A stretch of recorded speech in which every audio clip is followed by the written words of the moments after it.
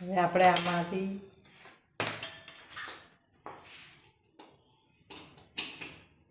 ગ્રાઇન્ડરથી આપણે મલાઈ બનાવીશું. મલાઈ છે એમાંથી આપણે મલાઈમાંથી આપણે માખણ બનાવીશું.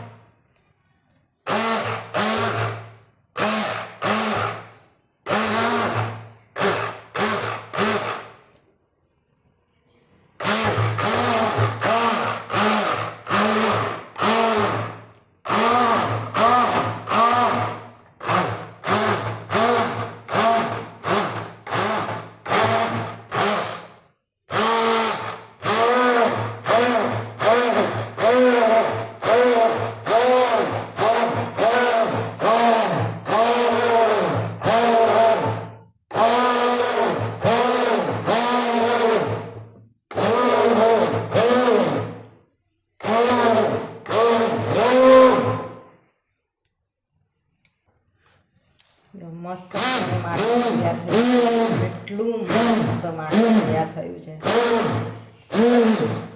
માખણ તૈયાર થયું. હવે આ માખણ આપણે બીજા વાસણમાં લઈ લઈશું.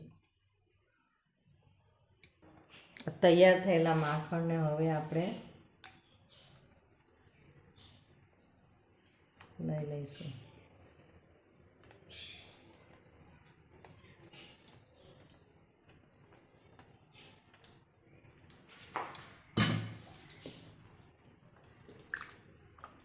એટલું સુપર માખણ તૈયાર થયું છે.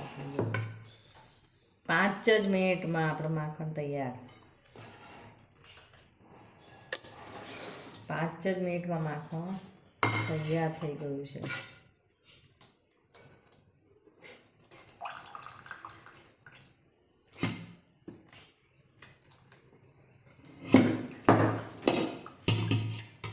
પાંચ જ મિનિટમાં આપણું માખણ તૈયાર.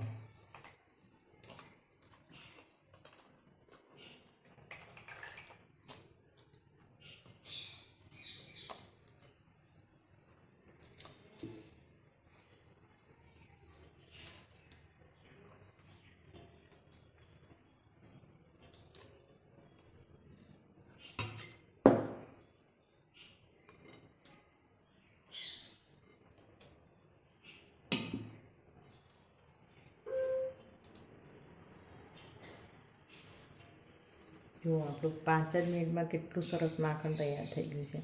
હવે આપણે આમાં તાજું ફ્રેશ પાણી નાખીને ખાટું પાણી કાઢી દઈશું.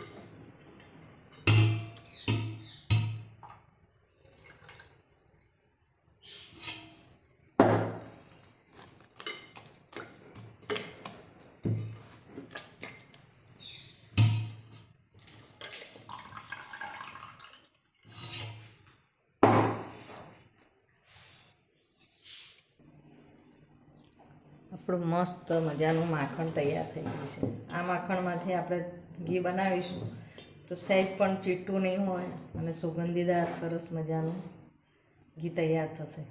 તો ચાલો આપણે આને ગેસ ઉપર મૂકીએ. ધીમા તાપે ગેસ ચાલુ કરીએ. ચાલો આપણે ગેસ ચાલુ કરીએ.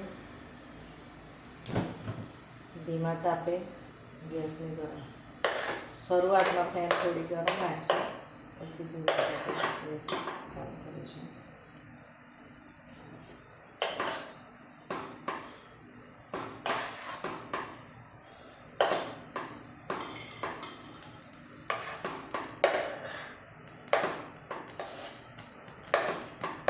કેટલું જલ્દી ઘી પીગળવા લાગ્યું.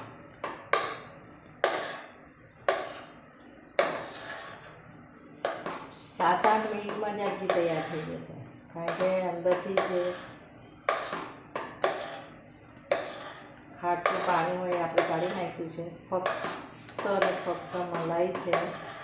મલાઈ પીગળશે એટલે તરત જ આપણું ઘી તૈયાર થઈ જશે.